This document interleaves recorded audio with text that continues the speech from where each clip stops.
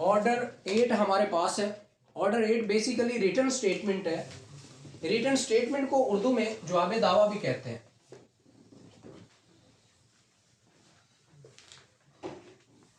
इसके जितने भी रूल्स हैं वन बाय वन हम पढ़ेंगे। आपके पास पढ़ते वक्त नोटबुक हो, लेड पेंसिल हो, हाइलाइटर हो, ताकि हर पॉइंट को, हर चीज़ को आप साथ साथ हाईलाइट करते जाएं, क्योंकि हर दफ़ा इस तरह पढ़ने का या सुनने का मौका भी नहीं मिलता। तो लिहाजा जब भी कोई चीज़ तैयार करनी है या जिस पर मेहनत करनी है, कोशिश करें कि इतनी अच्छी हो जाए कि दोबारा उस पर मेहनत ना करनी पड़े।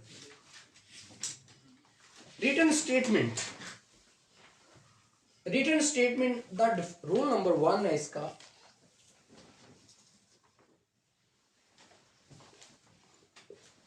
Return statement the defendant shall at or before the first hearing or within the such time as the courts may permit present a written statement of his defense, provided that period allowed for filing the written statement shall not only exceed 30 days। यानी जो defendant है जिस date पर उसको बुलाया जाए उस पर या उससे पहले अपने केस के मुताल्लिक जवाब दावा दायर कर सकता है। और जब उसके नॉलेज में एक चीज़ आ जाए कि मेरे खिलाफ कोई केस आ चुका है या मेरे खिलाफ किसी ने कोई केस दायर कर दिया है, तो जब उसके नोटिस की या समन की तामील हो जाएगी उसके 30 डेज तक, यानी वो क्या है, रिटर्न स्टेटमेंट फाइल कर सकता है। फॉर एग्जाम्पल आपका केस लगा हुआ है जी 12/1/2023 को, आपको समन हो जाते हैं रिसीव। एक जब समन रिसीव हो गया, आपके नॉलेज में आ गया, उसके बाद 30 दिन का टाइम होता है। आप कहते हैं जी माय लॉर्ड मैं आ गया, अदालत कहती है जी इसके बाद आपने अब रिटर्न स्टेटमेंट देनी। उस ऑर्डर के बाद आपके पास 30 दिन है कि आप रिटर्न स्टेटमेंट देंगे। अगर रिटर्न स्टेटमेंट नहीं देते और कुछ वजूहात भी नहीं बताते तो अदालत के पास इख्तियार है कि आपके खिलाफ एक तरफा कार्रवाई स्टार्ट कर दे। Provided further that no more than 2 adjournment shall be granted for presenting the written statement।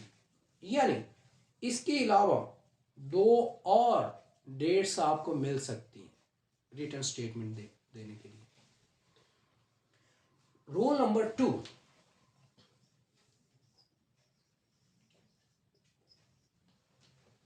new fact must be specifically pleaded। The defendant must raise by his pleading all matters which show the suit not to be maintainable or that the transaction is either void or voidable in point of law, and all such grounds of defense as, if not raised, would be likely to take the opposite party by surprise or would raise issues of fact not arising out of the plaint, as for instance fraud, limitation, release, payment, performance और facts showing illegality. इसका title क्या कहता है rule number 2 का? New facts must be specifically pleaded. उसने अपनी plaint में, जो प्लेंटिफ है, अपनी प्लेंट में आपके खिलाफ जितने भी एतराज़ात उठाए हैं उसने, वो ठीक है, 1 2 3 4 5 जितने भी एतराज़ात उसने नंबर 1 उठाए हैं, लॉ कहता है कि आपके पास उनके अलावा कोई एतराज़ात है ना, उन एतराज़ात के अलावा कोई ऐसी हिडन बातें हैं जो आप जानते हैं जो कि मुद्दई ने नहीं लिखी। मुद्दई तो अक्सर अपने फ़ायदे की बातें लिखेगा ना, डिफेंडेंट के फ़ायदे की बातें थोड़ी लिखेगा केस में। आप कहते हैं कि इसने जितनी भी चीज़ें लिखी हैं ये गलत लिखी हैं, असल में एक्चुअल ये चीज़ें नहीं हैं। मतलब कोई भी नई बात जो ऑलरेडी उसने दावे में नहीं लिखी, आप अपनी रिटर्न स्टेटमेंट में देंगे कि माय लॉर्ड ये 5 लाख का 8 लाख का केस मेरे खिलाफ कर रहा है, 8 लाख का तो लेन देन ही नहीं, हमारा तो लेन देन ही 2 लाख का था और वो भी क्लियर हो गया। यानी ये 2 लाख की बात क्या थी, अदालत के पहले नॉलेज में नहीं थी, अब नई बात है। New facts must be specifically pleaded. अगर कोई नई बात है जो आप बताना चाहते हैं वो आप वाज़ेह तौर पर लिखेंगे उसमें, ठीक है। उसके बाद है rule number 3, denial by specific. Denial specific, इसका मैंने क्या बताता हूँ। लॉ ये कहता है कि आपने किसी भी डिनाइल का मतलब होता है इनकार करना, स्पेसिफिक वाज़े तौर पर इनकार करना। It shall not be sufficient for a defendant in his written statement to deny generally. वो कहता है ये मुद्दा अलग के लिए ज़रूरी नहीं है या अच्छा नहीं है कि वो जनरली तौर पर इनकार कर दे। उसने कितने पॉइंट लगाए, 1 2 3 4 5। आप कहते हैं नहीं मैं नहीं मानता। वो कहता है जनरली इनकार नहीं करना, डिनाइल स्पेसिफिक। आप क्यों नहीं मानते, किस वजह से नहीं मानते, क्या रीज़न है आपके पास ना मानने की, बताना है। हाँ जी। But the defendant must deal specifically with each allegation of facts of which he does not admit the truth except damages। बात अब ये देखो, वो कहता है जी इसने मेरे साथ ये किया, आप 1 का जवाब ये देंगे कि मैं इस वजह से इसको नहीं मानता, आप 2 का जवाब ये देंगे कि मैं 2 को इस वजह से नहीं मानता, 3 का जवाब इस वजह से देंगे कि मैं इसलिए, यानी ये नहीं कह रहा जी मैं नहीं मानता सबको। लोग कहते हैं नहीं, डिनाई करना है तो स्पेसिफिक करना, हर चीज़ की रीज़न देनी है कि क्यों नहीं मानते, 1 बाय 1।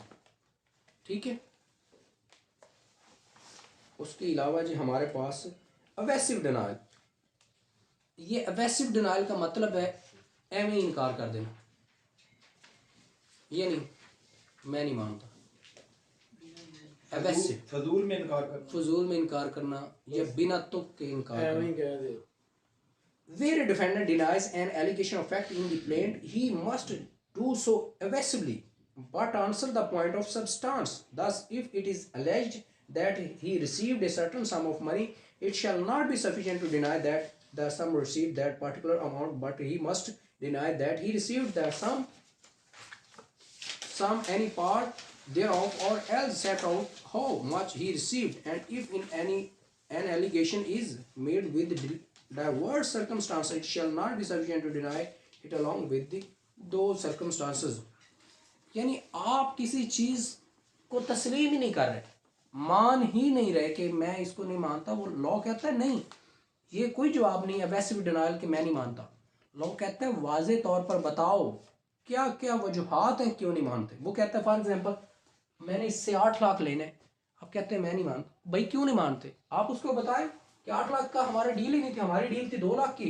2 लाख में इतनी चीज़, इतने की मैंने ये चीज़ को उसको प्रोवाइड कर दी, इतने का मैंने ये काम कर दिया, ये कर, यानी जो जो आपने किया उसको वाजे बताओ कि इसके नहीं बचते। ये फेक केस है, यानी बिना कुछ चीज़ वाजे किए आप इनकार नहीं कर सकते। विदाउट रीज़न आप इनकार नहीं कर सकते, आपको रीज़न देनी पड़ेगी कि क्यों नहीं मानते। अगर ऐसे ही करेंगे इनकार तो लॉ कहेगा आपने एडमिट कर ली। Specific denial, every allegation of fact in the plaint, if not denied specifically or be necessary implication or stated to be not admitted in the pleading of the defendant, shall be taken to admitted except as against a person under disability, provided that the court may in its discretion require any facts so admitted to be provided otherwise than by such admission। बात ये है, ये उसने allegation लगाया मुद्दई ने 1 2 3 4 5, और सब ये उसने 5 एलिगेशन लगाए मुद्दई ने आपके खिलाफ। अभी हम साइड कौन सी डिफाइन कर रहे हैं, मुद्दा अलय की साइड, यानी डिफेंडेंट की साइड डिफाइन कर रहे हैं। मुद्दई ये साइड मुद्दई की है, ये मुद्दा अलय की है। अब 1 2 3 4 5 उसने एलिगेशन लगाए, आप कहते हैं जी मैं नहीं मानता, आप जवाब ही नहीं देते सारों का। फॉर एग्जाम्पल 1 का जवाब देते हैं, 2 का देते हैं, 3 का देते हैं, बाकी पैरों का जवाब ही नहीं देते। जिनका आप जवाब नहीं देते लॉ ये समझता है कि आप इनको एडमिट कर चुके हैं, यानी चुप को तस्लीम समझ। यानी कि स्पेसिफिक डिनाइल क्या सर, इसका लफ्ज़ी मैंने बना वही वाज़े तौर पर इनकार करना, सही इनकार। यानी लॉ ये कहता है जिस चीज़ का आप जवाब नहीं देंगे लॉ ये कंसीडर करेगा कि आप उसको एडमिट कर चुके हैं, तस्लीम कर चुके हैं। लिहाजा हर पॉइंट का वाज़े जवाब देना, ठीक है, किसी एक में नहीं गोल मोल सब का जवाब दे देना। Particular of set of to be given written statement wherein is sued for the recovery of money the defendant claims to set off against the plaintiff demand a certain sum of money legally recovered by him from the plaintiff not exceeding the pecuniary limits of jurisdiction of the court, and both parties fill the same character as they fill in the plaintiff suit. The defendant may at the first hearing of the suit but not afterward, unless permitted by the court, present a written statement containing the particulars of the debit sought to be set off. अब आपने कोई चीज बजाय उसको देने के आप कहते हैं मैंने इसने मेरे खिलाफ 8 लाख का केस किया, मैंने तो खुद इससे कुछ चीजें लेनी है, तो लॉ कहता है अगर आपने लेनी है तो मांगो भाई अपनी रिटर्न स्टेटमेंट कि मैं तो इसका देनेदार नहीं हूँ, ये उल्टा मेरे पे आ गया, यानी चोर उल्टा कोतवाल को डांटे, मैंने इससे लेने हैं, बजाय कि ये मुझे कोई चीज़ दे इसने उल्टा मेरे पे केस कर दिया। ये मेरे डॉक्यूमेंट्स हैं, ये मेरी स्टेटमेंट्स हैं, ये देखें इसने मुझे सारी चीज़ें खुद देनी है। आपने अगले से कोई चीज़ डिमांड करनी है प्लेंटिफ से, चाहे केस उसी ने ही आपके खिलाफ किया हुआ है, आपने उससे कोई चीज़ रिकवर करनी है या कोई चीज़ लेनी है, आप अपनी रिटर्न स्टेटमेंट में वाजे बताएंगे मैं इसका देनदार नहीं हूँ बल्कि मैंने इससे चीज़ें लेनी है। अब आपका पॉइंट भी लॉ के सामने आ गया, अदालत के सामने आ गया, अब दोनों डिसाइड कर लो, दोनों प्रूव कर लो, जिसके बनते हो कोर्ट उसको ओके कर देगी। Effect of set off. The written statement shall have the same effect as a plaint in a cross suit, so as to enable the court to pronounce a final judgment in respect both of the original claim and set off the, but this shall not affect the line upon the amount decreed of any pleader in respect of the cost payable to him under the decree. बात यह है कि जो हक एक plaint को है, जो पावर एक दावे की है, वही पावर जो आप दावे की है। यानी फॉर एग्जांपल कोई शातिर बंदे होते हैं ना, वो करते हैं उन्होंने देने की बजाय वो पहले ही पार्टी पर केस कर देते हैं कि ये डर के हम भाग जाए। आपने उससे 10-15 लाख लेना होता है, उसके थोड़े होते हैं, वो फिर भी आपके खिलाफ केस कर देते हैं। तो आपको भी चाहिए कि अपनी रिटर्न स्टेटमेंट में उनसे सारी चीज़ें मांगे, क्योंकि लॉ ये कहता है कि जो अख्तियार, जो पावर, जो वेटेज प्लेंट की है, दावे की है, वही वेटेज रिटर्न स्टेटमेंट की है। ठीक है, फौजदारी में ऐसा नहीं है सर। फौजदारी और चीज़ है, वो इंशाल्लाह आस्ता आस्ता करेंगे। तो इसमें वकील की फ़ीस शामिल नहीं होती जब भी केस डिग्री होता है। फॉर एग्जांपल एक बंदे ने केस किया है, तो केस 5 लाख का केस था, अब 2-4 लाख अगर फीस वकील की लग गया तो इसमें वकील की फ़ीस शामिल नहीं होती, वो सेपरेट मामले है।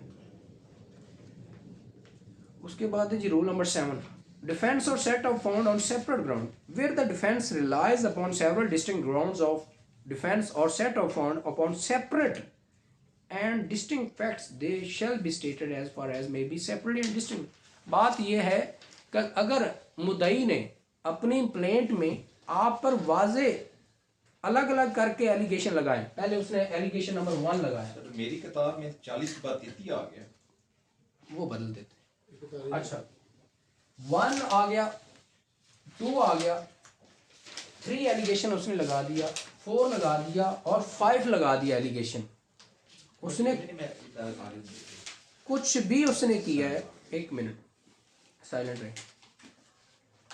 बात यह है कि अगर मुद्दई ने आप पर एलिगेशन अलग अलग से लगाए हैं तो आप ये नहीं करते एक ही ग्राउंड में सबका जवाब दे जाए, एक ही पैरे में सबका जवाब दे जाए। लॉ कहता है नहीं, उसने एलिगेशन अगर अलग अलग से लगाए हैं तो आप पर भी वाजे है कि सबका जवाब जो है अलग अलग दे, इसका वाजे दे, इसका सेपरेट दे, इसका सेपरेट दे, इसका सेपरेट दे, इसका सेपरेट दे।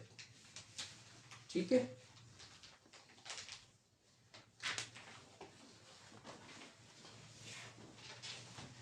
उसके अलावा जो है हमारे पास रूल नंबर 8 है, new grounds of defence, any ground of defense which has arisen after the institution of the suit or the presentation of a written statement claiming a set off may be raised by the defendant or plaintiff as the case may be in his written statement.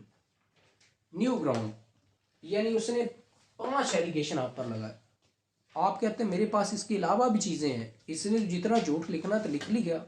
Defendant कहता है मेरे पास और भी, आप इन 5 का 1 2 3 4 5 का जवाब देते हैं। उसके बाद आपके पास न्यू ग्राउंड्स है, 6 भी बनाओ, 7 भी बनाओ, 8 भी बनाओ।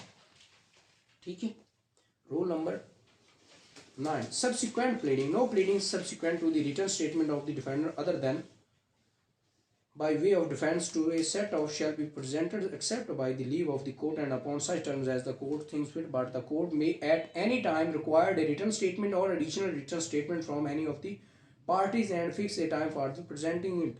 यानी जब एक प्लीडिंग आ गई है केस में, एक रिटर्न स्टेटमेंट आ गई तो उसके बाद आप दोबारा रिटर्न स्टेटमेंट नहीं दे सकते। हाँ, अगर कोर्ट इजाज़त देती है तो तब आप दे सकते हैं। उसके अलावा हमारे पास rule number 10, procedure when party fails to present written statement called by the court. Where any party from whom a written statement is to required fails to present the same within the time fixed by the court may pronounce judgment against him or make such order in relation to the suit as it thinks fit।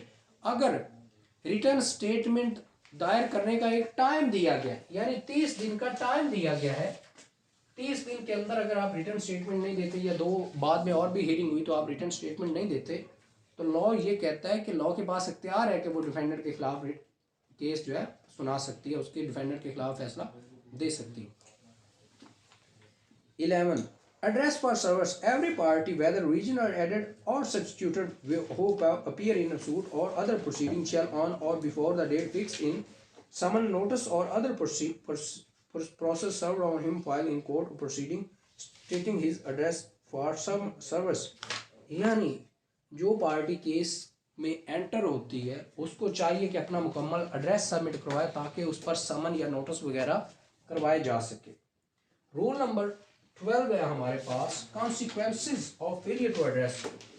जब बंदा failure हो जाता है किसमें, to file address देने में,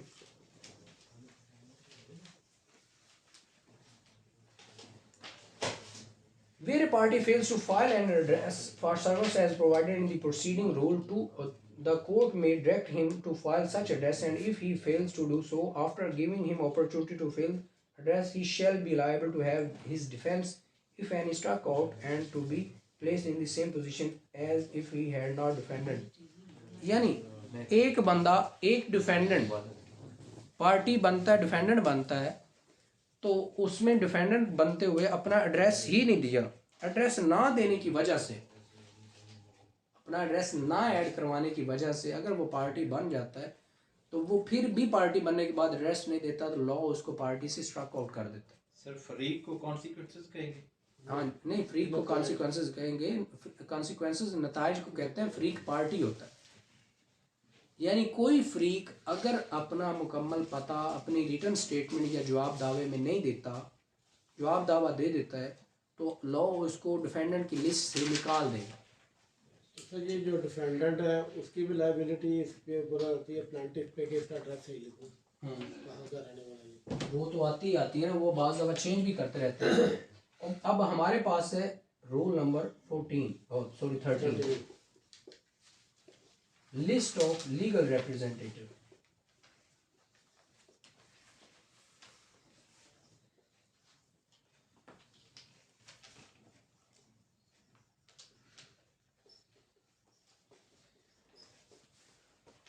rule number 13 के मुताबिक, ये आखिरी रूल है इस ऑर्डर का, इसमें लॉ ये कहता है कि जो डिफेंडेंट है या मुद्दा अलह है वो अपने वारसान की मुकम्मल लिस्ट देगा। यानी डिफेंडेंट के अलावा उसकी फैमिली में कौन कौन है, उसके बच्चे कितने हैं, बीवी, वालदैन, यानी कि जो उसके बाद अदालत को पता हो कि इसके बाद ये बंदे केस को टेकअप कर सकते हैं। ठीक है, वो वाज़े तौर पर लिखा हुआ, ये हम, हाँ जी, सिविल सूट में। अच्छा ये सर आज ये हमारा रूल ऑर्डर नंबर 8 था, इसके रूल थे हमारे पास 13 रूल थे जिसको अभी हमने पढ़ा है। ऑर्डर जो 8 है ये बेसिकली रिटर्न स्टेटमेंट को डील करता है।